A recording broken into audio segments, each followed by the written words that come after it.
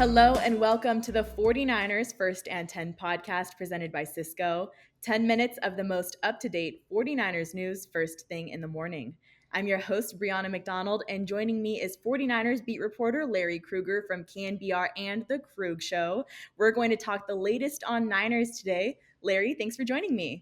Brianna, great to be here. It's great to talk after a win. Yeah, definitely. The 49ers came back from the bye and secured a win on the road. What was your overall take on their performance, especially after some of the struggles leading up to bye week?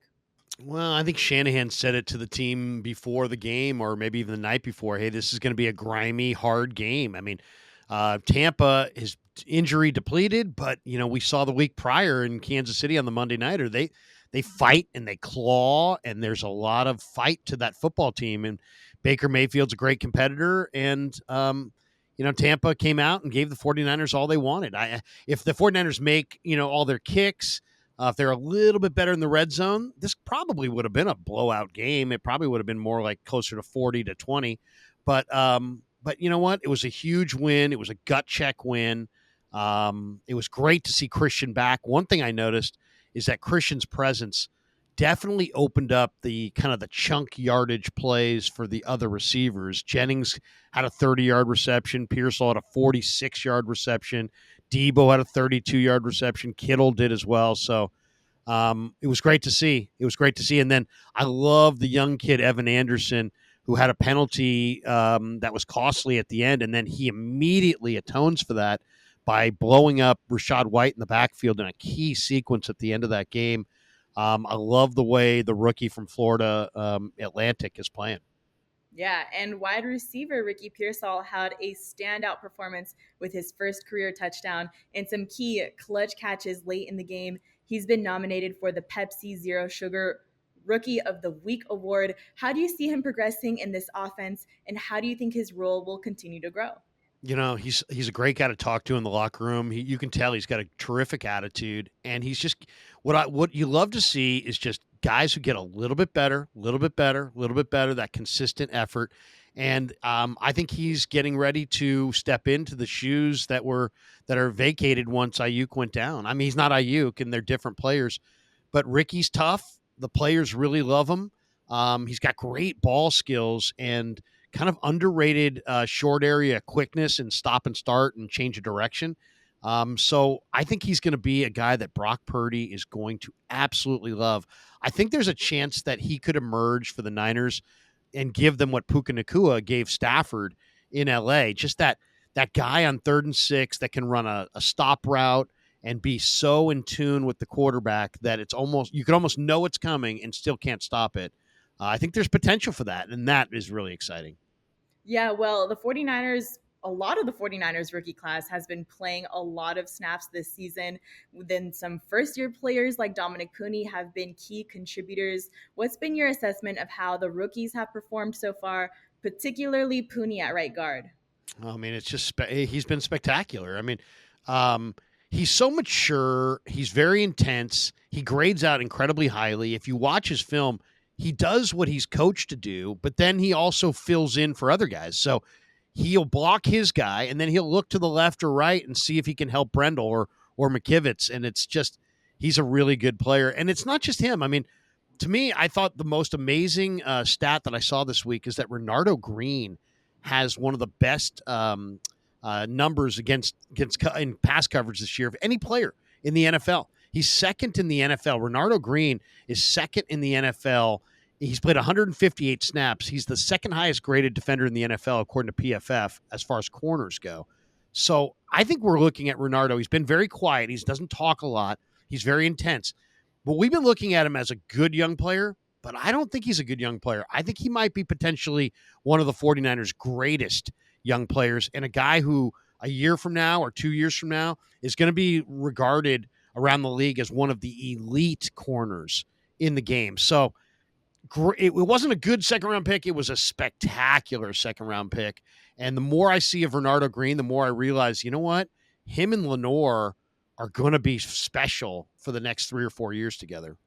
Yeah, well, Kyle Shanahan has often been praised for his adaptability with the way the roster has had to adjust this season due to injuries. How do you think Shanahan has managed to keep the team competitive despite these challenges? Well, it's really been amazing, Brianna, if you think about it. I mean, the 49ers are averaging over 7 yards on first down. It's the second best in all of football to the Baltimore Ravens, and they haven't had the reigning offensive player of the year until just this last game, and Ayuk's out for the year and other guys have missed time. So, it's funny. There are people that are critical of Kyle, and yet if you look, they're a top 5 rushing offense, they're a top 5 passing offense, they're number 2 in time of possession, and they're dominating on first down. These are all great offensive indicators, and so in some ways, I kind of feel like he's doing one of his masterful coaching efforts to have this team still producing offensively. Now they got to be better on D. They have to be much better on special teams and it all counts. But offensively, without CMC, I've been very impressed. All right, well, the 49ers are now facing a divisional rival in the Seattle Seahawks. How do you expect the 49ers will approach this game differently compared to their first meeting earlier in week 6? Well, the one thing about this game you got to remember is Seahawks are coming off the bye and they're struggling. They're not playing good football. They've lost 5 of 6. They've lost a couple in a row. They're trying to hit the reset. They've made some tough personnel decisions. They just cut their linebacker Terrell Dodson. They're whatever their best effort is, I think it's going to come right here. But their offensive line has not been great. Now they do get Abraham Lucas back at right tackle. That's going to help quite a bit. But I'm looking for the 49er defensive line to kind of set the tone in this game. I think, it'll be interesting to see. The last game they came out and they tried to commit to the run. They ran Walker 25 times, but only for like 83 yards. So they ran it a lot, but they didn't run it efficiently. To me, that's where it starts. You have to stop that run game. Seattle runs less than any other team in football, and they throw it more than any other team in football. And they don't have balance. So I think the game plan's got to be the Niners possess the ball. I think number 2 in the league. I think the Seahawks might be like 28th in time of possession. I would start there. Dominate time of possession, keep Seattle's defense on the field, wear them down, and beat them in the fourth quarter. Well, with a divisional rival up next, Larry, give us a look at the entire division. What's the state of the NFC West like in week 11? Well, I mean, it's a really interesting division in that Arizona has continued to get better. I think, Jonathan Gannon is a really good football coach, and Monty Ossenford is a pretty good personnel guy. So they come into Week 11 kind of in the driver's seat in the division. They're playing well. They have the bye this week, so they won't play. They'll get to watch everybody. The Rams just lost at home to the Dolphins, and the Rams just really didn't look good. They didn't look sharp. And I think the Rams, probably the team that's going to fade in this division. And then Seattle. I mean, I think this is a huge game for the 49ers because if they can deliver a knockout blow type win, they could send Seattle reeling and really into a kind of a rough patch in the second half of the year. So I think this is a pivotal game for the 49ers because I think they can deal Seattle a serious blow. And then it's also a big game because they got to win these division games so they can make, their ticket to the playoffs is to outrun the Rams, the Cardinals, and the Seahawks to the NFC West title, and it starts Sunday. Mm-hmm. Finally, to get some more of your insight, what do you see as the key matchup in this game? Where will the 49ers have to excel to secure a win over the Seahawks? Well, you always have to be able to stop DK Metcalf. I mean, he's just a monster. He's got an MCL sprain, but he's going to go. I was talking to some of their people yesterday. They don't feel like he's going to miss this game.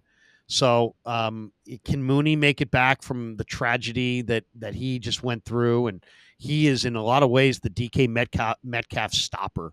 So I'm looking for Mooney to come back and have a huge effort against DK. And if you can take away Metcalf, as much as this team loves to throw the football, I think that's the way you beat Seattle. Is Mooney's won against Metcalf the last 2 or 3 matchups, and if he wins again, I think the Niners. That's a big key. All right, well, Larry, that will do it for today's episode. Thank you so much for joining me. Faithful, subscribe to First and 10 presented by Cisco for more 49ers updates and turn on the notifications for any breaking news, Move the Chains episodes. Thanks for tuning in.